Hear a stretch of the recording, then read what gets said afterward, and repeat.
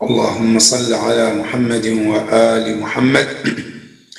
I would like to take a moment to thank our dear brothers, the reciters of the Holy Quran, Dua, and also behind the scene who are making all of these programs possible. May Allah subhanahu wa ta'ala give them the best reward in this dunya and also the hereafter.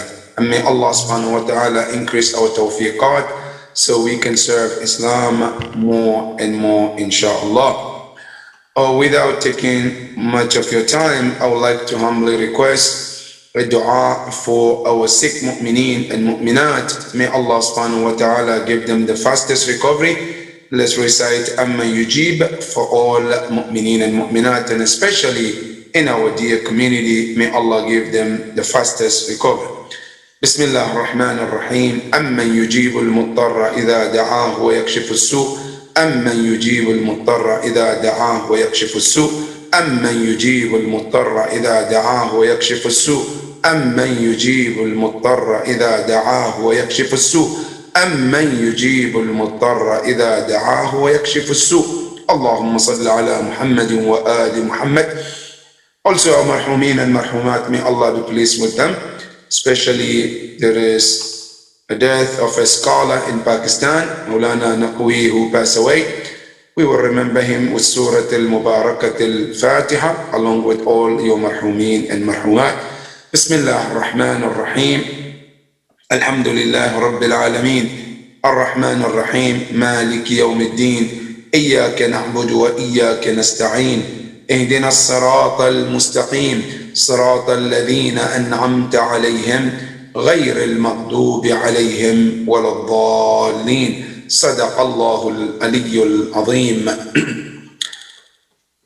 As we continue our program tonight with Ahkam, we started the Ahkam of what we call Al-Muftirat, things which break your fast during the month of Ramadan, things that we have to watch for so we don't end up being hungry and thirsty for nothing. And we mentioned about al-aklu wa shurub, which means eating and drinking of any form. We went to the details about it. Then we came to talk about the second thing also, which is called ta'ammudul kadhibi ala Allah, which means intentionally lying and ascribing it to Allah or the Prophet or the Ma'sumin or the other prophets as well, and also their successors as well. This all can break your fast and can cause al-kafara as well. That's number 3. Number 4, we talk about al-ingimasu fil ma, which means putting your entire body, submerging the entire body under the water. Now, if I put my body in the water but the head is not, that's fine. But if the body altogether was placed under the water, then that makes your fasting void, batil, and not just fast, it becomes batil or void. It also requires what we call kafar. That is number 4. Number 5 that we're going to discuss today is about ta'ammudul ayy. Ta'ammud means intentionally causing yourself to throw up, which means there are 2 kinds of throwing up. One is okay and the other one is not okay. The one that is okay is if the throwing up comes on its own. Let's say, for example, which happens in some cases, I woke up in the morning, I ate my suhoor, but something didn't sit well with me. I started to feel like nauseous, right? And then slowly I threw up. This wouldn't break your fast because this was not done intentionally. But if I feel uncomfortable after eating, or I woke up uncomfortable during the day of Ramadan, and I cause myself to throw up. How? Meaning, I put my hand all the way in my mouth. and that caused me to throw up, that makes your fast void. Because you made yourself to throw up, and that is one of the muftirat. And not only that, there is kafara for it too. If a person does it knowingly, this can break my fast, and I did it anyway, then there is also kafara along with it as well. That is number 5. Number 6 is also when a person, this is mostly for people who work outside, construction workers, where a person is happen to be in a place where there is so much dust. It's called al-ghubar al-ghalid al-musil ila al-halqa, which means a heavy dust which reached your throat. That also can make your fast void. How? If I know for sure that there is a heavy dust in this area, and that dust is not just heavy, it can reach to the throat where I can feel it, I can taste it, then one should avoid being in those places. Now, being in those places, if one felt that dust in the throat, can make your fast void as well. So these are 6 things of things that we have to be very careful during the month of Ramadan, so that our fasting doesn't become void. Now, quickly going to the tafsir for tonight, Allah subhanahu wa ta'ala says, وَلِلَّهِ مَا فِي السَّمَاوَاتِ وَمَا فِي الْأَرْضِ لِيَجْزِيَ الَّذِينَ أَسَاءُوا بِمَا عَمِلُوا وَيَجْزِيَ الَّذِينَ أَحْسَنُوا بِالْحُسْنِ. This verse talks about what we call المالكية المطلقة والحاكمية المطلقة. Just this ayah talks about 2 of the main attributes of Allah subhanahu wa ta'ala. One is called al-milkiyya. Al-milkiyya means ownership. Al-hakimiyya meaning governmentship. To government and control things belongs to Allah subhanahu wa ta'ala. And not only government or not only ownership is called al-hakimiyya al-mutlaqa wal-malikiyya al-mutlaqa, which means the absolute ownership belongs to Allah. Everything we own in this world is temporary, whether it be spiritual things or material things, they all temporary. But the true owner is Allah subhanahu wa ta'ala. And that is why we read this in Surah Al-Fatiha every day. Maliki yawmiddin. Allah subhanahu wa ta'ala, He controls the day of judgment. Not only the day of judgment, He controls everything. Everything belongs to Allah subhanahu wa ta'ala. Now, who are we?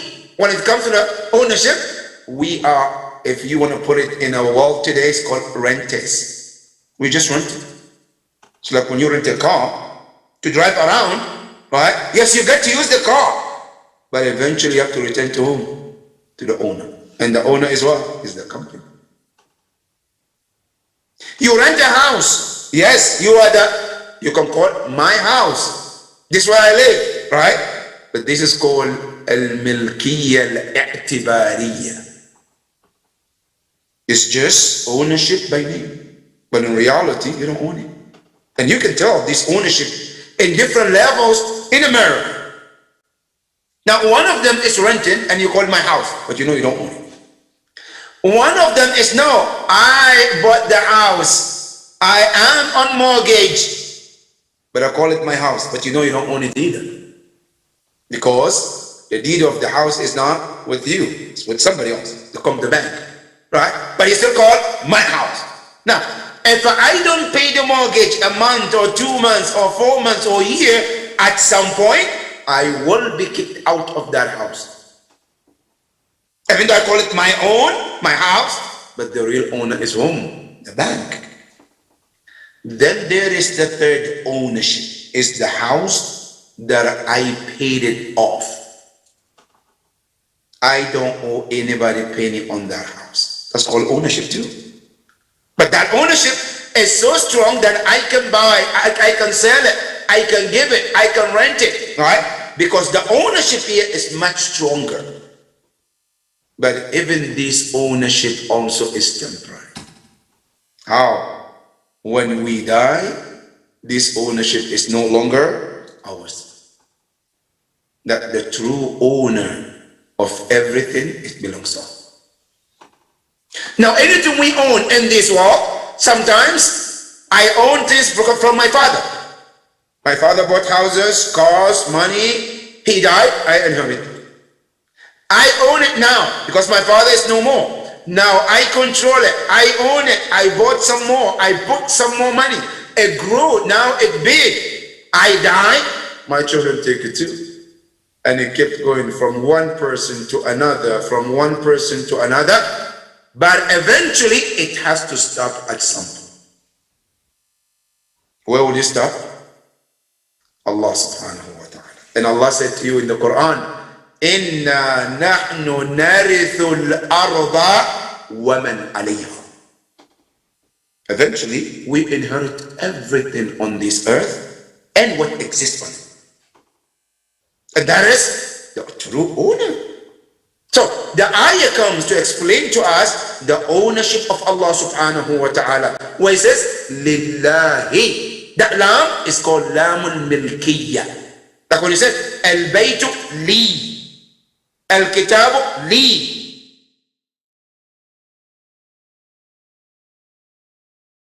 The lam of ownership. Here Allah said, Ahi ma fi samawati wal. Everything that exists in the heavens all belongs to Allah. But what exists in the heavens? Is there any angels? Other creations? Yes, there are many creations in the heavens that we cannot even imagine. Not only that, wal ard, and what exists on the earth, all in combined belongs to Allah. But there is so much al-milkiyah that Allah subhanahu wa ta'ala, when he talks, he says, وَلِلَّهِ مَا فِي السَّمَاوَاتِ وَمَا فِي الْأَرْضِ. And the reason why Allah is talking about this verse, remember if you go back to the ayahs we talk about, Allah talks about those idol worshippers whom thinking that those idol controls and they can favor them, they can do shafa'ah, they can intercede for them. Allah subhanahu wa ta'ala said, you have to know that everything that exists in the heavens and the earth all belongs to Allah. In other words, your idols do not control nothing. The control of everything is Allah. And not only He controls upon whatever is on the earth, He controls things also that exist in the heavens too. Then Allah subhanahu wa ta'ala talks, لِيَجْزِيَ الَّذِينَ أَسَاءُوا بِمَا عَمِلُوا. See the first part, لِلَّهِ مَا فِي السَّمَاوَاتِ وَمَا فِي الْأَرْضِ. That part is called al-milkiyya al-mutlaq. Now, لِيَجْزِيَ الَّذِينَ أَسَاءُوا بِمَا عَمِلُوا, that talks about what we call al-hakimiyya al-mutlaq. The absolute in control is Allah. But how far the control of Allah goes? How much Allah controls? That is something we will discuss, inshallah, then tomorrow, if Allah give us a life, as we continue to explain more about this verse, we will explain more about al-malikiyya and al-hakimiyya, inshallah. We pray to Allah subhanahu wa ta'ala to give us the tawfiq to be the ones that always know that we don't control anything but Allah. Without further ado, now we go to the dua Ramadaniyya, which will be read tonight.